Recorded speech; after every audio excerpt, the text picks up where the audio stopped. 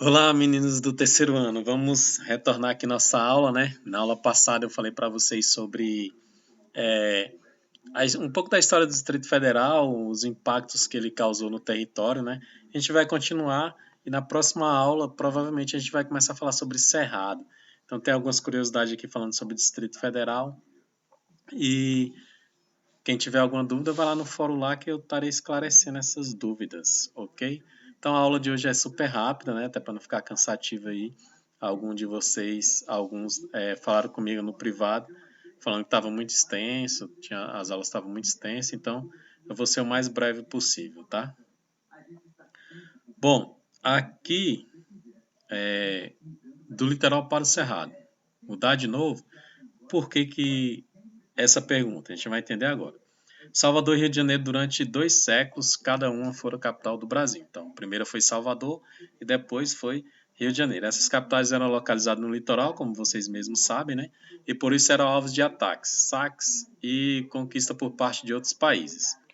Surgiu então a ideia de transferir a capital para o Planalto Central, na região centro-oeste, um lugar protegido de ataques. Mas o principal motivo para essa mudança não era isso, era porque estava na Constituição e o JK queria cumprir essa Constituição.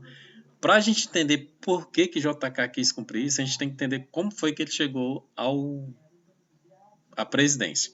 Que é o mapa, né, o Planalto Central aí que está em branco, foi a área delimitada para poder fazer a nova capital. Houve muitos planos para transferir a capital, porém Rio de Janeiro continuava sendo a capital do país, pois havia uma disputa entre mineiros e goianos. Então, quando JK ou o governo em si falou bem assim, vamos transferir a capital para o centro-oeste, houve essa disputa entre os mineiros e os goianos. Os mineiros, olha só, os mineiros, defendiam que a nova capital deveria ser construída no Triângulo Mineiro. Uberlândia, Uberaba, naquela região ali, tá? Pois a terra era fértil, tinha rede ferroviária, era uma região mais rica que é a pobre terra do Planalto Central. Todos nós sabemos que o solo aqui do Planalto Central é um solo ácido, né, que não é muito propício para a agricultura. Lógico que algumas novas técnicas de agricultura isso melhorou pra caramba. E era isolado e distante também, segundo os mineiros, né? Por fim, a Constituição de 1986 determinou que a capital fosse transferida para o Planalto Central. Então, nos anos de 1950, foram movimentadas no Brasil. Getúlio Vargas voltou a ser presidente do Brasil pela terceira vez e foi criada a Petrobras, que marcou os anos 50. Foi a morte do presidente Getúlio Vargas. Ele se suicidou com um tiro, né? Como todos vocês já sabem da história dele, imagino. No coração em agosto de 1954. Já já vocês vão entender o porquê que eu estou contando essas histórias, tá? Então, vou voltar aqui. Com a morte de Getúlio Vargas na eleição, a eleição seguinte foi para presidente. Os brasileiros assistiam à posse do governo de Juscelino Kubitschek e acompanhavam a construção em pouco mais de 3 anos da capital federal. Então, Getúlio Vargas se suicida. Quem ganha a eleição? Juscelino Kubitschek, o famoso JK. Então, ele tentou acelerar essa mudança da capital para o Planalto Central. E aqui é o lema, que inclusive foi uma pergunta lá do outro exercício, né? Juscelino Kubitschek, o lema dele era esse, 50 anos em 5. Ou seja, acelerar a economia 50 anos em 5, tá?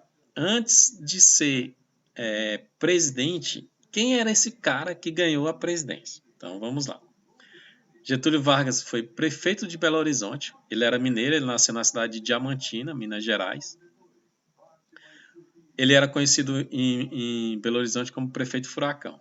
Ele foi deputado federal e foi governador de Minas Gerais. Então, o cara tinha um histórico bom, né, de político, né? Em 1955, houve nova eleição para presidente do Brasil. JK era o candidato. JK começou a campanha na cidade de Jataí, Goiás, né?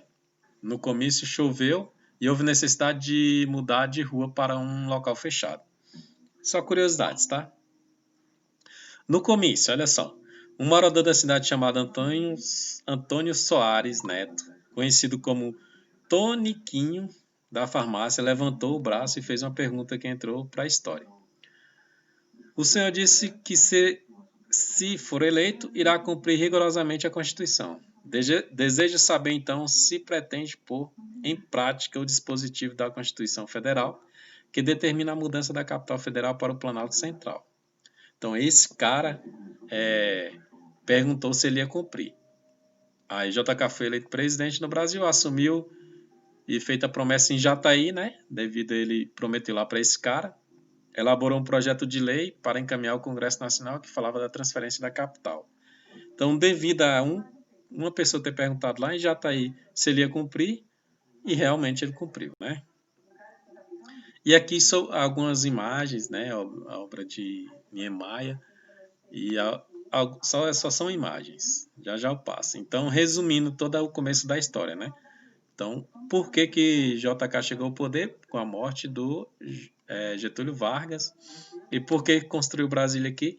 Por conta de um comício em Jataí, que esse cara, um morador, perguntou se ele ia cumprir e ele ficou inquieto com aquilo e acabou cumprindo devido à promessa que ele fez lá para esse morador.